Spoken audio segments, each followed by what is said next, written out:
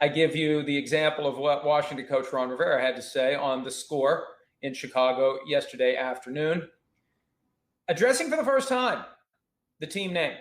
He's been available to reporters multiple occasions. No one has ever asked him that question. In a radio interview setting, he was finally asked that question by Danny Parkins of the score.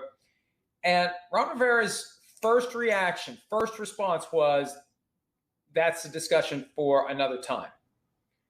And the hosts were confused. They're like, you mean not on an afternoon radio show in Chicago? Or you mean not like now? Or like, this is the perfect time to have a conversation. We're in the midst of a national awakening on the extent to which racism has been woven into the fabric of the United States of America since its founding.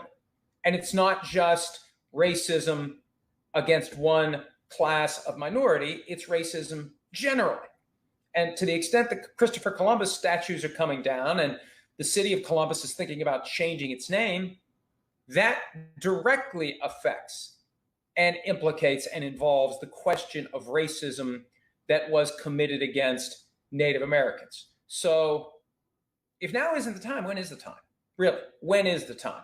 And it did remind me a little bit, and I don't want to go apples to apples here. They are two very distinct problems. But whenever there's a mass shooting and there's a push to do something to alter the gun laws in a way that would tend to minimize the extent to which these mass shootings happen, not round up everyone's guns, but just don't sell specific types of guns or don't sell specific types of equipment that make it easier to kill a lot of people in a short time frame, one of the knee-jerk reactions is, now isn't the time to have that conversation. Well, it is then, and it is now as it relates to the Washington name. Look, I know that there have been efforts to try to get Ron Rivera's attention. I know that there have been people from outside the organization trying to talk sense into him about this dictionary-defined slur that is the name of the team.